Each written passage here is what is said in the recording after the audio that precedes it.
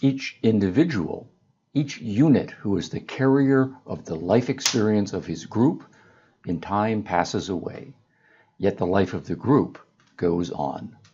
In this episode of Philosophers Explained by me, Stephen Hicks, we turn to John Dewey and his 1916 book, Democracy in Education, hugely influential.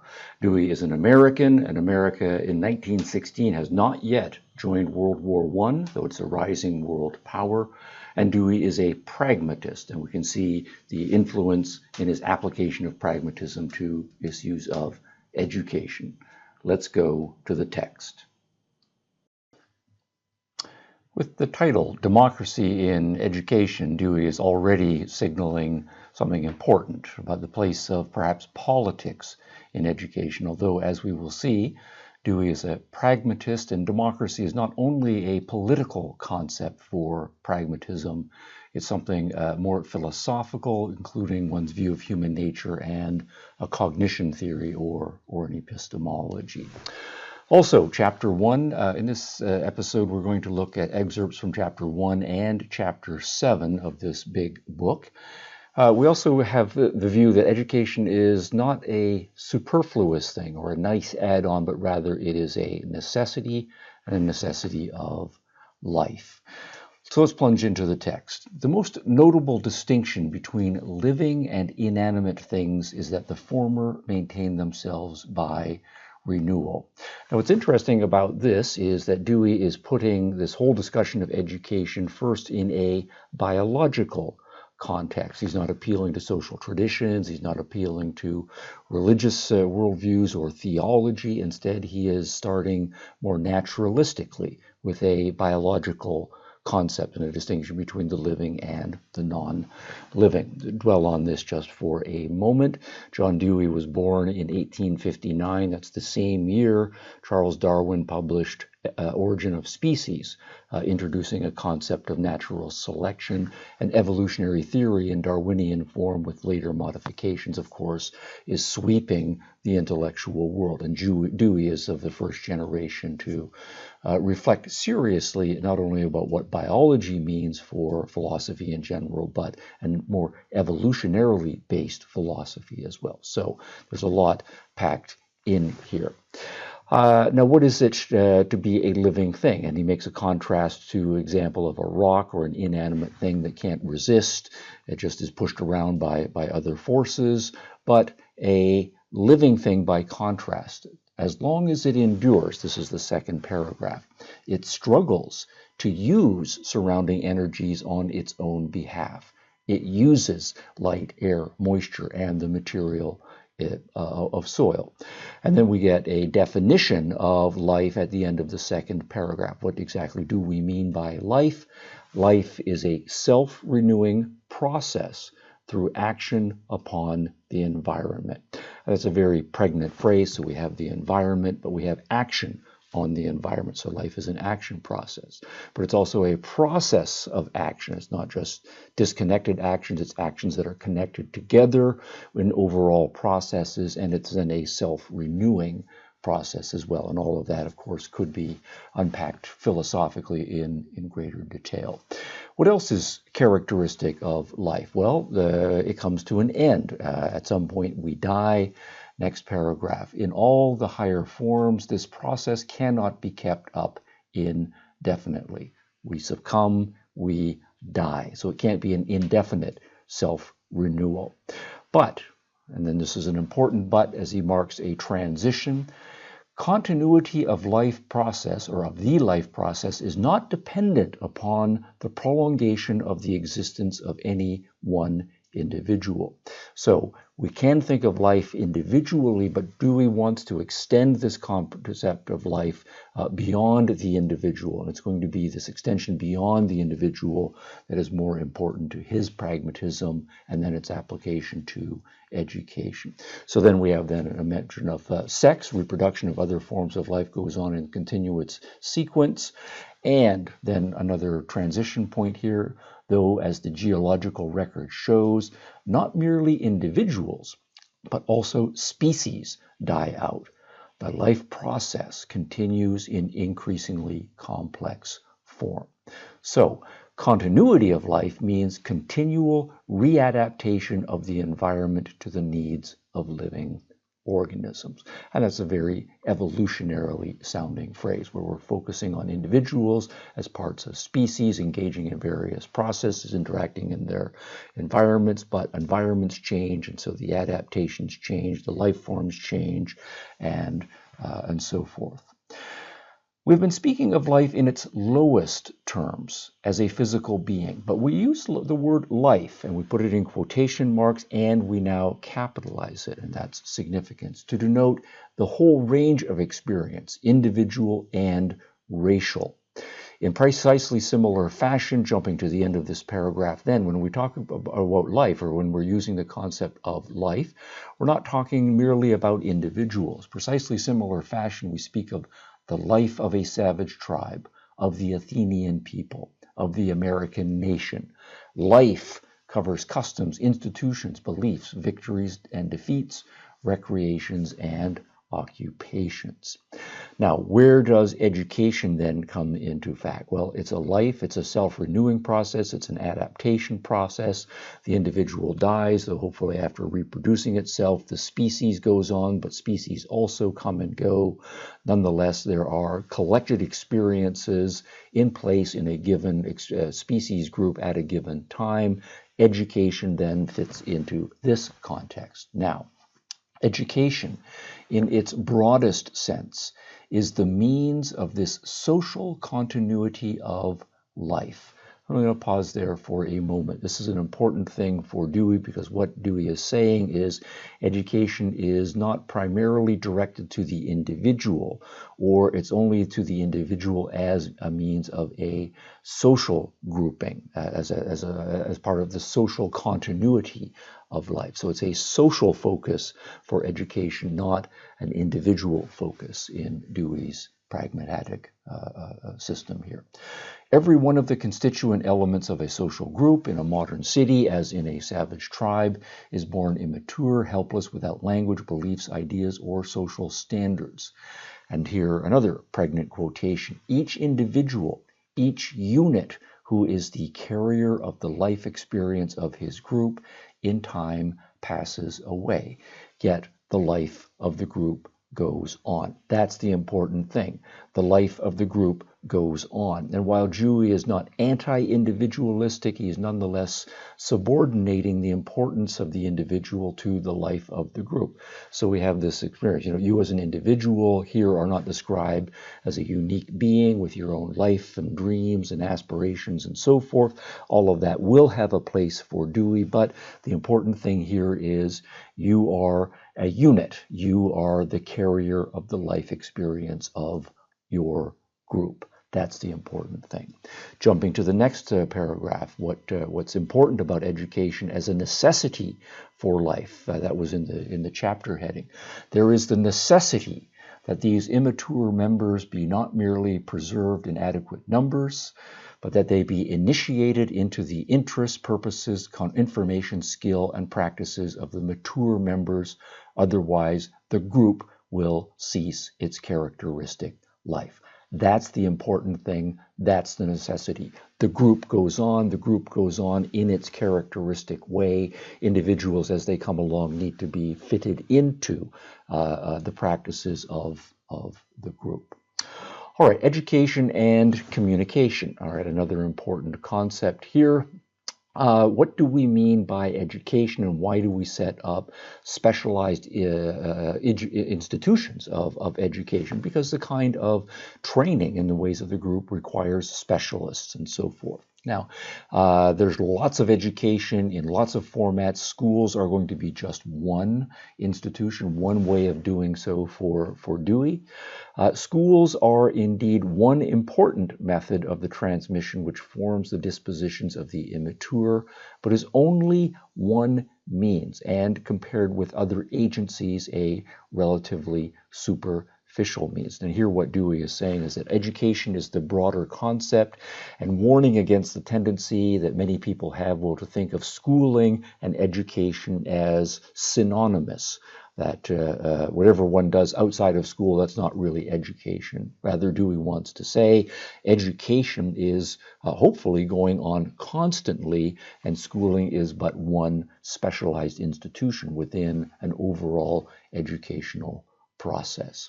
Now, coming back then to this theme of what we mean by a group, if we want to say there's a group or a species or a community, and that's the life that needs to carry on and individuals are to fit into it in some way, what do we mean by a social grouping? And Dewey has a fairly robust understanding of what that means. Persons do not become a society by living in physical proximity, any more than a man ceases to be socially influenced by being so many feet or miles removed from others. A book or a letter may institute a more intimate association between human beings separated by thousands of miles from each other than exists between dwellers under the same roof. So it's not just physical proximity that is the issue.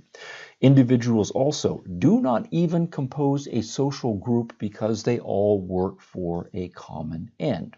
It gives an analogy.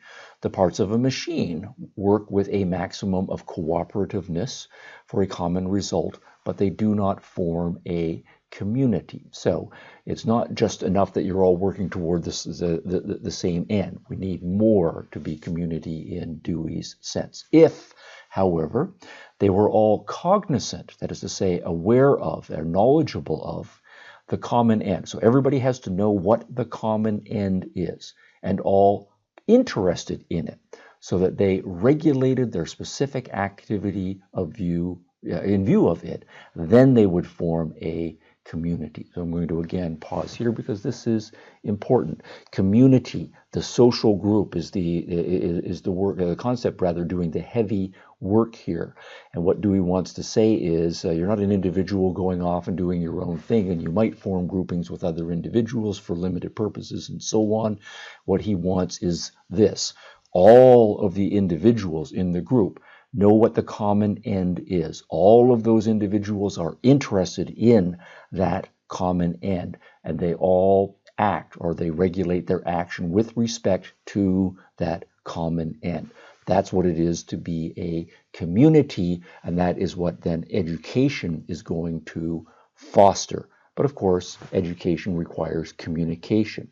Each would have to know what the other was about and would have to have some way of keeping the other informed as to his own purpose and progress. Consensus demands communication. So that's what we're requiring for. A society or a community is a consensus grouping, and that's what communication enables us to do. Education is part of this communicative process, and schools in particular are one form of doing so. Now, and then we're going to turn to formal education in this next subsection. Now, formal education, the argument is going to be, becomes more important the more complex a society becomes. In undeveloped social groups, we find very little formal teaching and training. Savage groups mainly rely for instilling needed dispositions into the young upon the same sort of association which keeps adults loyal to their group. They have no special devices and so forth. Children will learn from the adults in their family by imitation and so forth. But as civilization advances, the gap between the capacities of the young and the concerns of adults widens. Learning by direct sharing in the pursuits of grown-ups becomes increasingly difficult. The ability to share effectively in adult activities thus depends upon a prior training given with this view in hand. Intentional agencies, schools, and explicit material studies are then devised. So formal education, including the development of schools, is one of the marks then of social groupings evolving into more complex social groupings. But there's a danger and there are some risks as we become more civilized, more complicated, more formal, more institutional. And that's what the next paragraph turns us to. There are conspicuous dangers attendant upon the transition from indirect to formal education. One of the great dangers is that we become too intellectualized, too abstracted, too bookish. Formal instruction, on the contrary, easily becomes remote and dead, abstract and bookish, to use the ordinary words of depreciation. And Dewey is agreeing with those words of depreciation about how much a formal instruction becomes dead, remote, abstract, bookish, and so forth. In an advanced culture, much of which has been learned is stored in symbols, and that's a great value, that's very important, but such material, the danger is, exists in a world by itself, unassimilated to ordinary customs of thought and expression. So if we just have a bunch of books, abstract ideas, might be knowledgeable, but if it's taught in a way that is disconnected from what's going on in the child's life, it becomes abstract, it becomes dead, it's not really connected. It can't just be book learning for the sake of memorizing a bunch of abstract symbols and formulations and rote learning and so forth. It needs to still be connected to the actual living of the social grouping. And so that's part of the problem, and this is in part what Dewey is going to be reacting against. Thus we reach the ordinary notion of education, the notion which ignores its social necessity. And this is the problem, right? This ordinary notion of schooling, it's the stereotype that many of us will have, ignores its social necessity and its identity with all human association that affects conscious life, and which identifies it with imparting information about remote matters and the conveying of learning through verbal signs, the acquisition of literacy. So if you think that education and schooling is just a matter about the acquisition of literacy, you've read these books and you've acquired these knowledge and you've got all this abstract knowledge kicking around in your head. And we know what that schooling is like, the teacher having the students read this dry, dusty textbook that they don't care about, or giving them some sort of a lecture, a whole bunch of stuff that they are instantly going to forget the moment they need the class. And if that's what your education is all about, that's dead education, and that is not education at all. Instead, education is part of life. It is a necessity to keep the mode of living of the social grouping going. It is a practical, pragmatic function, and that needs to be emphasized in contrast to many of them that talk preceding schools of education that say knowledge is an end in itself, or what we need to do is get away from this grubby, materialistic, practical world and ascend to a higher dimension. None of that is for Dewey's pragmatism.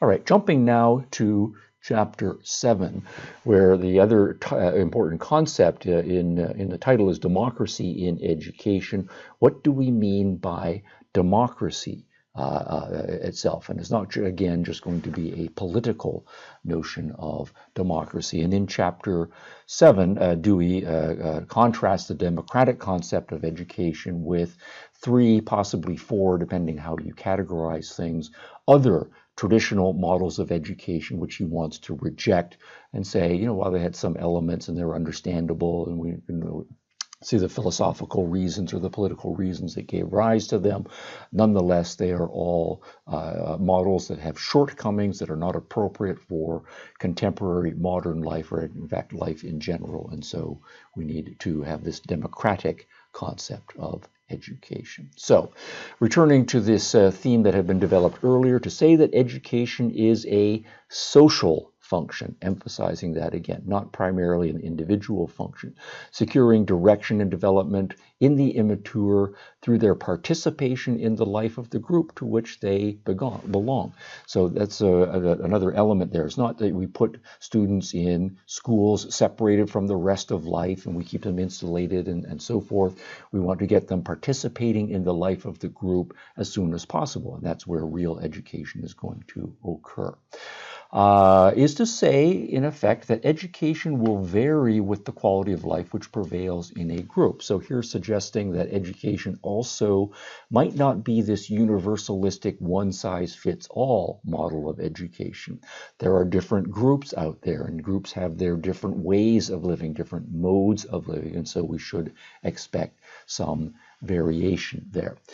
then that was something that is then drawn out more explicitly in this next section. Society is one word, but many things. What do we mean by societies? Well, we use it in all kinds of contexts. There are political parties, and that's a kind of society with different aims, social sets, cliques, gangs, corporations, partnerships, groups bound closely together by ties of blood, and so on in endless variety. And so each of these social groupings is different and diverse. And so we shouldn't just be misled by the fact that we are using one word to describe all of them. In many modern states and in some ancient, there is a great diversity of populations, of varying languages, religions, moral codes, and traditions. So the idea that by a society we mean some heterogeneous group where they all speak the same language, have the same religion, the same politics, the same idea of family life, etc., all of that may have held 10, 20, 30,000 years ago in early human history and prehistory, but it's not certainly the case in modern society, and certainly not in a nation of like the United States, where diversity is prized and there's constantly influxes of immigrants with new ways of life and so on. And we're in an increasingly global and cosmopolitan society as well. So what is all of this then going to apply for education in the modern world, where it's constantly evolving and changing, and nonetheless, we like this concept of democracy. So, nonetheless, we also need to reject this idea that in some sense we are just going to be head in the clouds, idealistic philosophers who imagine our fantasy society or our fantasy school and then try to fit everybody into that. Rather, we're going to start the other way around. We're going to start with life, reality, including social life as it really is, and then build education around that. So hence this next important sentence here.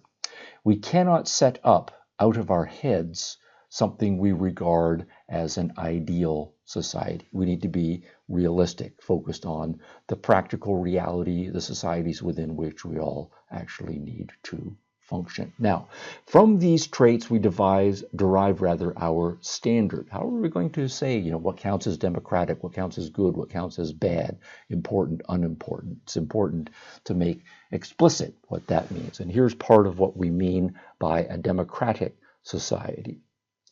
How numerous and varied are the interests which are consciously shared. So we expect in democracies for there to be a certain amount of variety and diversity. So more democratic societies will have more variety and more diversity in them.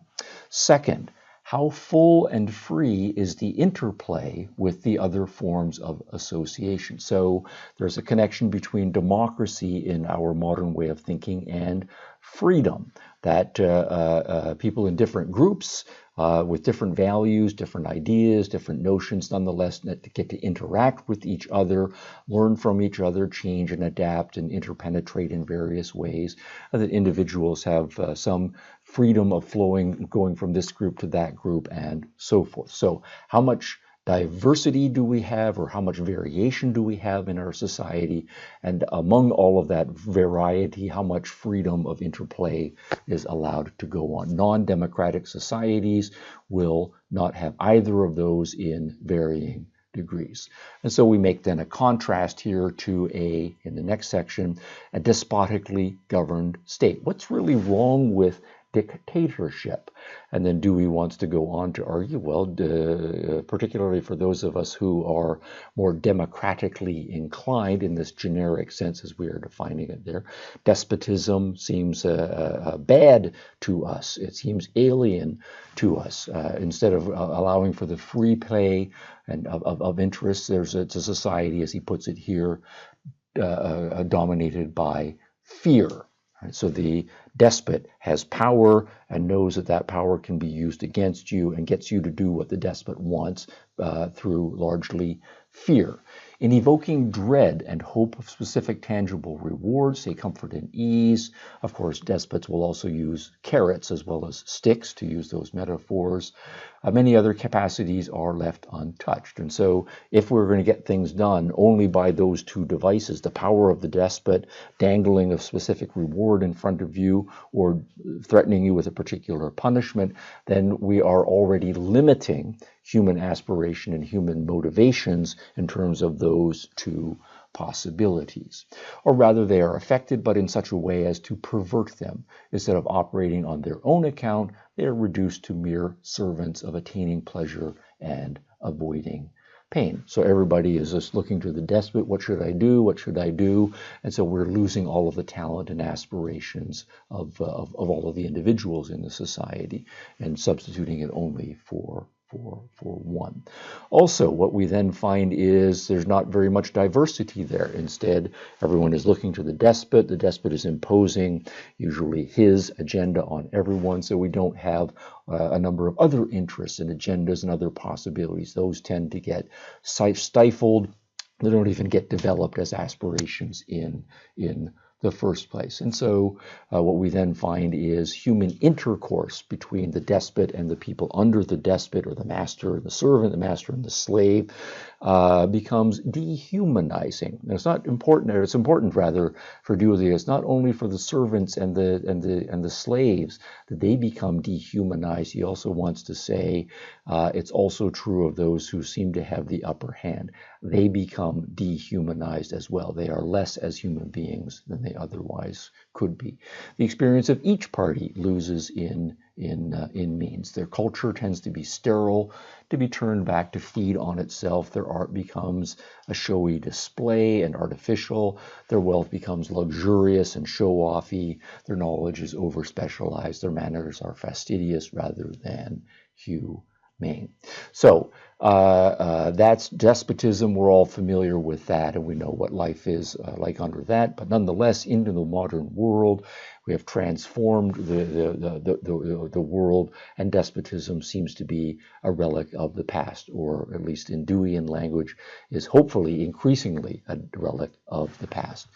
Travel, economic, and commercial tendencies have at present gone far to break down exterior barriers, to bring peoples and classes into closer and more perceptible connection with each other. So increasingly, we're not these isolated tribes with a chief or isolated empires with a despot at the top. Rather, we have a whole variety of societies, diversity and variety, and a lot of freedom of interplay with respect to them. Education then needs to be situated in that understanding of the modern world. So, what we want then, and this is the democratic ideal, we're not just describing now, we're putting this as an ideal.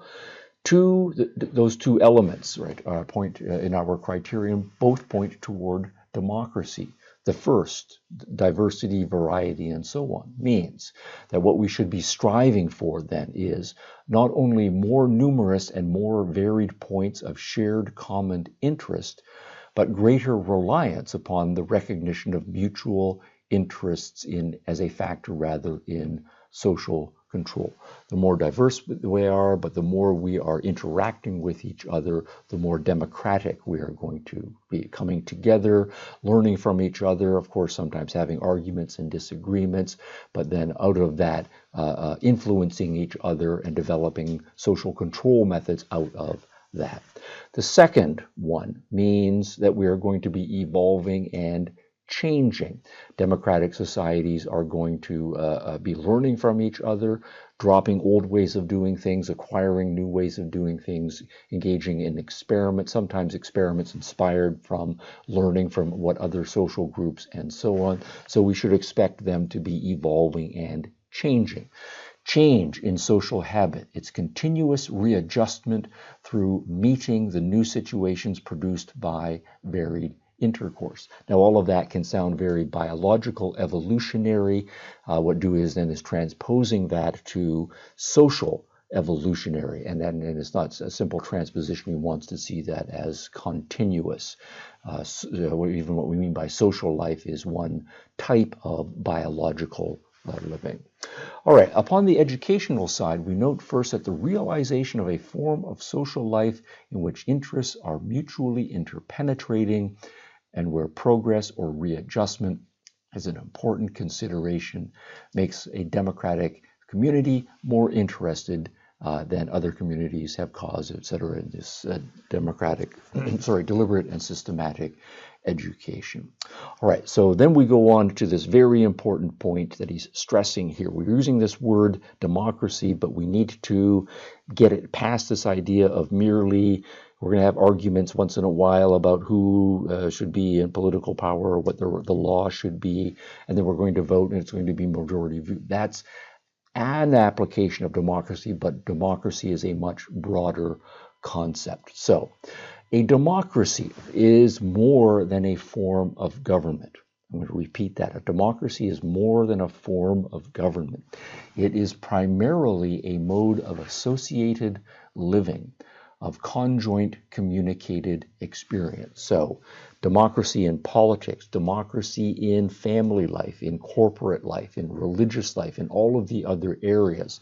Democracy is what we're striving for. Democracy politically is just one particular application, right? It's a mode of conjoint communicated experience. The extension in space of the number of individuals who participate in an interest so that each has to refer his own action to that of others and to consider the action of the others to give point and direction to his own. And then this is going to, he's going to argue, break down a lot of the traditional artificial hierarchical barriers that have come out of despotic societies, kind of tribes that are ruled by an iron-handed chieftain or a king or a czar or a pharaoh. It's equivalent to breaking down those barriers of class, race, and national territory, which keep men from perceiving the full import of their activity. So we're extending democracy beyond particular social groups to be a matter of all social groups interpenetrating with each other, a kind of universal democracy. And a society which is mobile, this is our contemporary society, which is full of channels for the distribution of change occurring anywhere, must see to it that its members are educated to personal initiative and adaptability. And there are the important concepts: action, initiative in response to whatever circumstances one finds, but at the same time being able to adapt to changing circumstances, not static, not top down, not merely passively following direction. Now, Platonic educational philosopher, of course, Plato, a great philosopher, one of the most influential philosophers of all time on education, and now Dewey wants to contrast his democratic approach to the Platonic approach. We do have an episode on Plato's allegory of the cave, one of the most important allegories with respect to education ever, so you can check that one out in our Philosophers Explained series. What is the essence of Plato here? No one could better express than did he the fact that a society is stably organized when each individual is doing that for which he has an aptitude by nature in such a way as to be useful to others. So being useful to others in a society, being what the individual's aptitudes are, but notice that the concept here is being stably organized, and that's going to be in contrast to any sort of evolutionary progress model of education. So we want to fit individuals by their aptitudes to what society's needs are in order to create a stable society. But if we're going to be able to do this and to do this well, that requires, as Plato argues, the organization of society depends ultimately upon knowledge of the ends of existence. And this is where we have, so what is life is all about? What is the point of it? We have to, in effect, be philosophers. What are the true values and the highest values? And then he says Plato's concept for this is justice, having the right understanding, hierarchy, and relationship of all values to each other. That's the concept of justice. But this is very difficult, and one of the difficulties we realize is In dealing with this question, we come upon the seemingly insuperable obstacle that such knowledge is not possible save in a just and harmonious social order. Everywhere else, the mind is distracted and misled by false valuations and false perspectives. A disorganized and factional society sets up a number of different models and standards. So, if we have just a bunch of groups in society, not all of them have a proper understanding of justice. Some of them are going to have very wrong values, but they're going to be in conflict with the other groups. There's no way for us then to have a harmonious, stable, just society, it seems, given the way human beings are and have been. So, how do we solve this problem then? Plato says, well, Plato suggests a way out. A few men, philosophers, or lovers of wisdom or truth, may by study learn at least in outline the proper patterns of true existence. So it's possible for a few very smart, very committed individuals to figure out what the truth is, what real justice is, what the highest ends of existence is, if they can become the rulers of the state and have enough power to do so and impose the proper conception of justice on society, then we can reshape society in the proper direction. So, what we then have is a kind of dictatorship of philosopher kings imposing the proper standards, everybody having to follow along with that agenda, everybody being educated in accordance with that agenda. Then, according to Plato, we can have an ideal society. And then in the next paragraph, Dewey goes on to say, yet the society in which the theory was propounded was so undemocratic. And of course, Plato says, yeah, exactly, it's not democratic. So for Dewey, though, as a Democrat, that's going to be unacceptable. It's a criticism. Further, Plato wanted to argue on his theory of human nature that human beings have different capacities and they tend to fall into just one of three groups according to capacities, and that each group is suited to performing certain roles in society. So people are going to, according to their aptitudes, basically put into a class, and that class is going to be more or less forced to perform its function for the good of society. And so what we then are losing is much of the great variety and diversity that is possible by human beings, by what Dewey sees in Plato as having a rather truncated understanding of the diversity of what's possible for human beings. So we're going to then reject this Platonic form of education. This section here, although his educational philosophy was revolutionary, it was nonetheless in bondage to static ideals. We are not static, we are evolutionary, and we are not going to be authoritarian in any top-down fashion. We want to be democratic, and so we're going to reject this Platonic form of education. Now, for more details, of course, this is a very short section. You can check out Plato's great book, The Republic, 10 books long of it for all of the details. But another important ideal, one that had come to prominence in the century and a half prior to Dewey, in modern times, a much more individualistic, freedom-loving, diversity form of education. Nonetheless, Dewey is also going to reject this form. And what's interesting here is the way he subtitles it, the individualistic ideal of the 18th century. And it's interesting, he's going to reject this individualistic ideal, but he also puts the word individualistic in scare quotes. And that's often a way of indicating some skepticism about this concept or distancing oneself from it. So it's interesting that in the other forms of education or models of education that he criticizes in this chapter, he does not put Platonic in quotation marks. He does not put nationalistic, as we'll see a little bit, in quotation marks, or despotic in quotation marks. But he does put individualistic in quotation marks, so it's worth pondering why that might be. So 18th century philosophy, feudalism is breaking down. We're getting away from top-down authoritarianism. We're more individualistic. We're more freedom-loving, and so forth. And so education changes to reflect this new idea. But the voice of nature now speaks for the diversity of individual talent and for the need of free development of individuality in all its variety. That's the siren call of the 17th century going on into the 18th century, and certainly even into the 19th and 20th centuries. Freedom, individuality. And it is interesting that Dewey here names Rousseau as the exemplar of this new modern trend. He does not here mention John Locke, for example. Side note, we do have an episode in Philosophers Explain on Rousseau and his views on education, and also Locke's liberal individualistic approach to education as well, so feel welcome to check those out.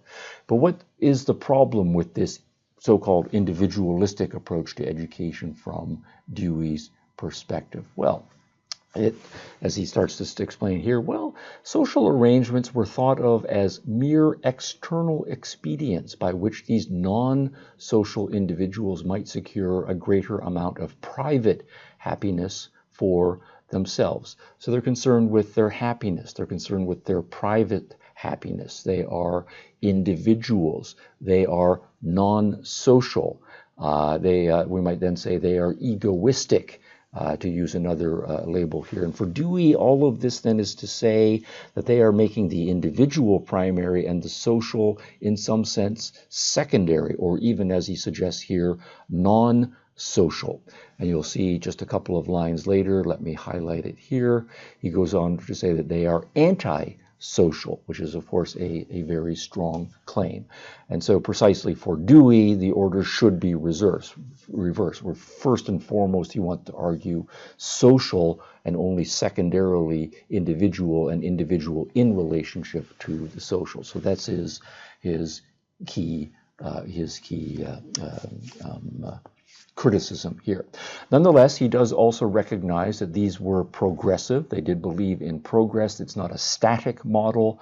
It's not an idea that there's, a one-size-fits-all for everyone. So that part is fine, and so on. Nonetheless, the problem is this seeming antisocial philosophy was a somewhat transparent mask for an impetus toward a wider and freer society, toward cosmopolitanism. And cosmopolitanism is the idea that you can be comfortable and at home anywhere in the world. You are a citizen of the planet. You're a citizen everywhere, rather than being someone who is first and foremost a member of a particular city or a particular tribe or a particular nation or ethnic group. You are a unique individual, not bound to those social groupings.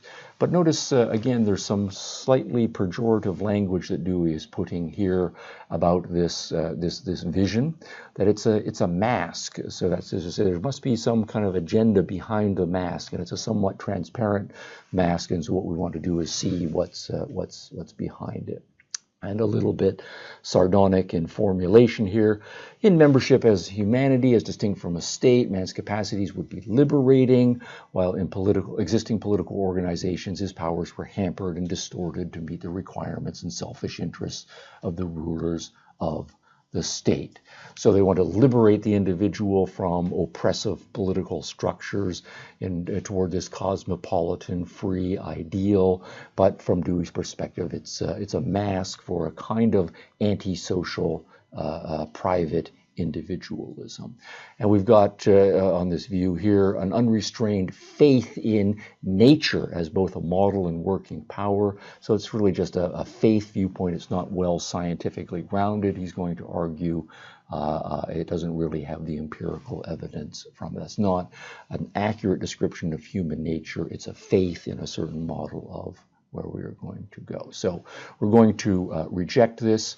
I do want to, before we leave this one, though, from Dewey's perspective, notice once again where he uses the concept, puts a concept rather in quotation marks. And this is a kind of a suggestion of Dewey's pragmatism, where it's very pragmatic in the sense of being concerned with practical outcomes, with being experimental, not just ideal fantasy clouds, in the science, being science friendly and so forth. In much of pragmatism, there is a distancing from the idea of truth, that there is such a thing as truth. There's a little bit of skepticism, and sometimes a lot of skepticism with respect to whether we can, through our experiences, ever understand reality as it really is. And so he wants to argue that in part the liberal individualists oversold the notion of truth, and in some sense they have the one universal correct theory of human nature and politics, and that we should all be striving toward that. And since the natural world of objects is a scene of harmonious truth, this education, that is to say, the individualistic education, would infallibly produce minds filled with the truth. But for Dewey, we're not infallibilists, we are fallibilists. We're engaged in ongoing experimenting. What works, and the nature of reality is constantly evolving and changing, so we have to be a little skeptical, focused on being willing to change what we take to be the truth as time goes on. All right, so we are rejecting the Platonic model of education, the despotic model of education, this individualistic model of education. There's another recent model of education that has come to the fore that Dewey wants to reject. It's going to be the Germanic or the Prussian model of education that came to prominence in the 1800s, education as national and as social. And what he wants to argue is that especially in the German states, there was a reaction against the liberal individualism of England, of much of France, and certainly in the new country of the Americas, most especially the United States of America, that are individualistic and pursuit of happiness and so forth. Where there became a recognition that we can't leave education to private hands or just to the family, that if we are going to be modern and functional in the new modern world, the state and the government needs to take an active role in educating its citizens in a certain direction. And so he uses Pestalozzi here as an example, who is quite individualistic, but Dewey says even Pestalozzi saw that any effective pursuit of new educational ideal required the support of the state. So we're going to increasingly politicize, in a neutral sense, education. Education must become a function of society as a whole, and the state as the embodiment, or at least the representative of society as a whole. And Dewey then wants to argue this was something that first happened, especially in a gung-ho, strong fashion, in German thought and in the German states, partly in reaction to being conquered by Napoleon. Napoleon had put a powerful, strong, centralized state in place and had taken over all of Europe and even further afield. And the Germans then realized that they can't just be too scattered and separate in all the different German states doing their own individualistic thing, however they want. We're going to need a strong central authority that is German, and it's going to mold citizens into a nation with a certain direction, and that's going to require a strong political function for education. So in a way, this then becomes the opposite of that individualistic form of education. Right? The individualistic theory receded into the background. The state furnished not only the instrumentalities of public education, but also its goal. So the state is telling, this is what we are striving to create you as good citizens, and we're going to also provide the schools that are going to shape you into those kinds of citizens as well. And it's rather than this idea that somehow as individuals we can have peace and prosperity and trade with all of the other citizens of the world, there's a darker view that's at work in the century in Germany, that there are all of these other different national states and they're all in conflict with each other. And so the way it is put here, since the maintenance of a particular national sovereignty required the subordination of individuals to the superior interests of the state, both in military defense and in struggles for international supremacy in commerce. Social efficiency was understood to imply a like subordination. So, once again, and this is in some sense similar to the Platonic model, we are going to have wise government leaders who, in a more dictatorial fashion, molding citizens to perform certain state-directed functions in a society. No individualism, no liberalism, no pursuit of private interests, and so on. And again, Dewey is now going to say this is a wrong model of education, and the criticism is going to be the opposite in this case. This is too anti-individualistic. It's stifling the individual in the name of some sort of nationalism and some sort of very strong political collectivism.